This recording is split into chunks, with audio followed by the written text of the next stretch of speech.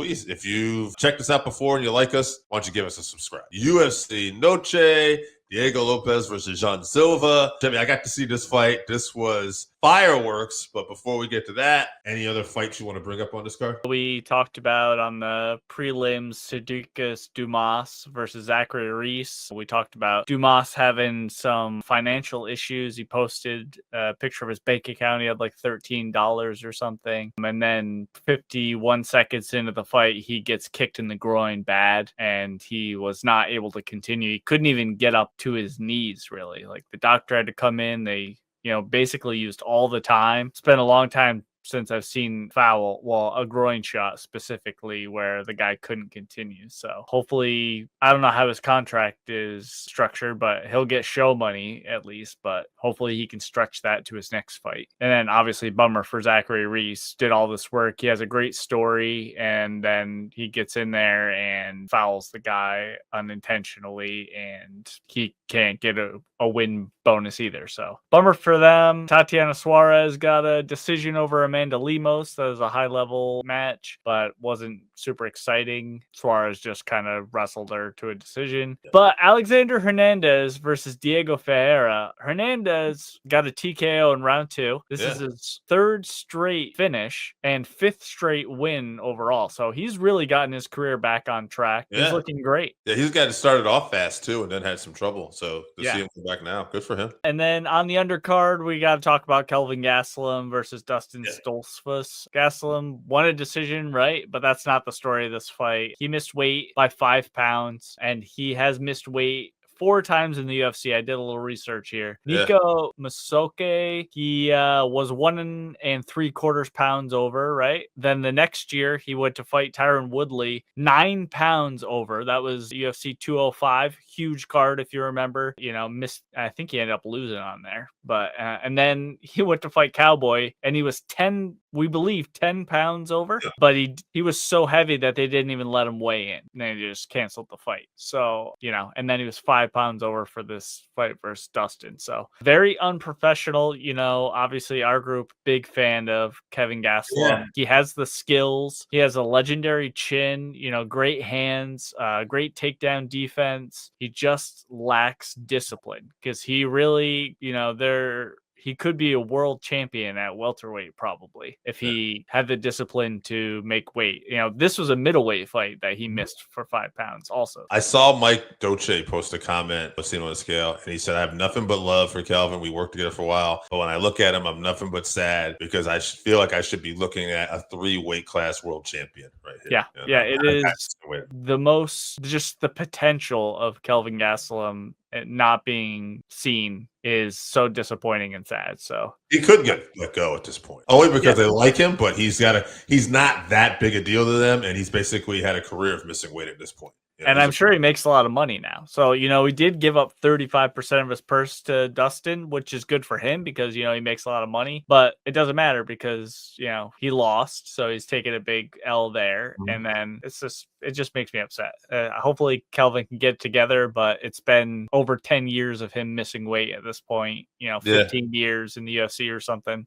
Why would he change now? So co-main event here was supposed to be Rob Font versus Raul Rojas Jr., right? But Rojas Jr. had an injury, and David Martinez, another Mexican prospect, steps in, and he gets a decision win over Rob Font. Yeah, I was impressed. It's funny. It was hard to really, with everything going on with this weekend, with an exciting main event I watched, and then the boxing, this fight kind of fell through the cracks. But one thing that really stuck out for me, and I'll let you break the fight down, but was like the comfortability of David Martinez in this co-main event. Just, fighting, like, throwing hand. Like, I was like, oh man, like this guy's got no intimidation of being in this co-main event spot with a guy like Rob Font. Like, he's absolutely comfortable. I was like, good for him. He's a doctor too. I don't know if you saw that. He's a doctor. So like, clearly, being under pressure, he's used to it. Yeah, that's cool. I was just going to say, I'll throw out, like I like to do once in a while, future opponents. I figured I see there's a few bantamweight key matchups with guys ranking that are coming up. One guy I did not see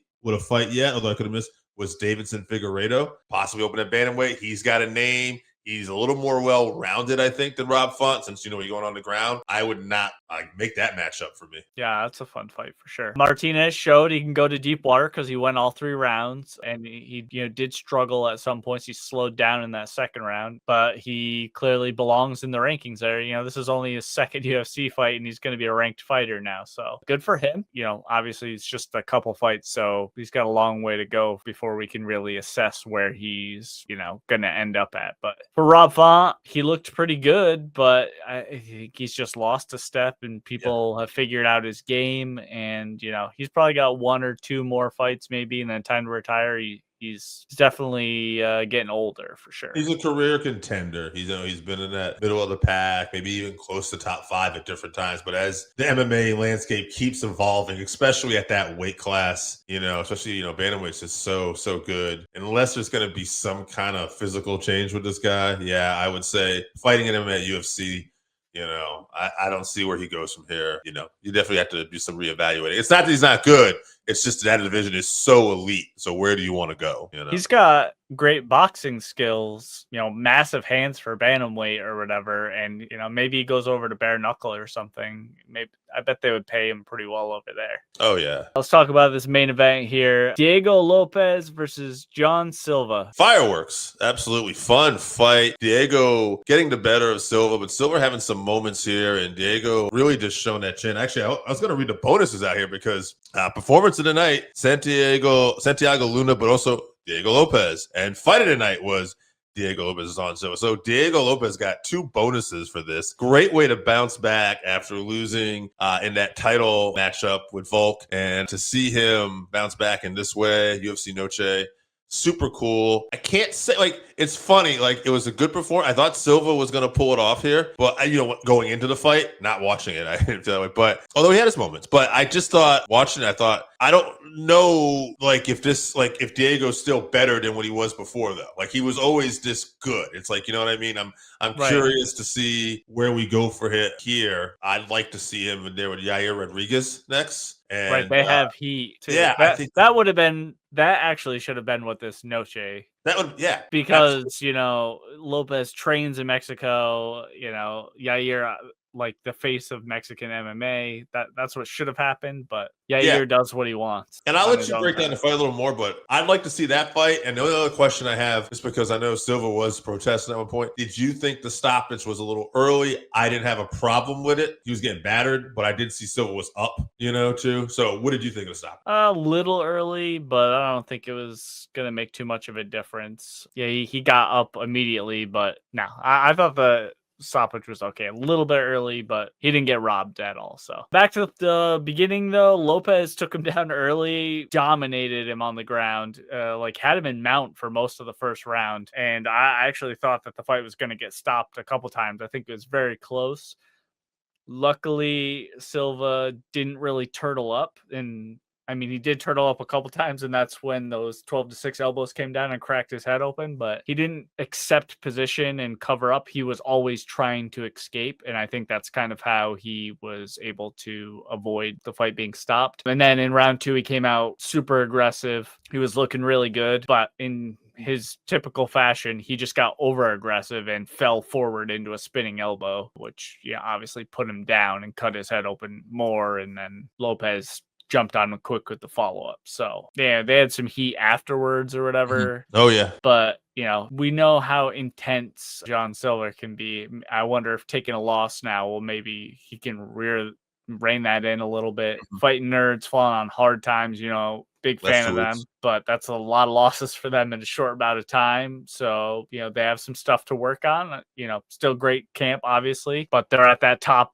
level now. So time to dial it in. You can't rely on just aggression. It was not a very good game plan from Silva.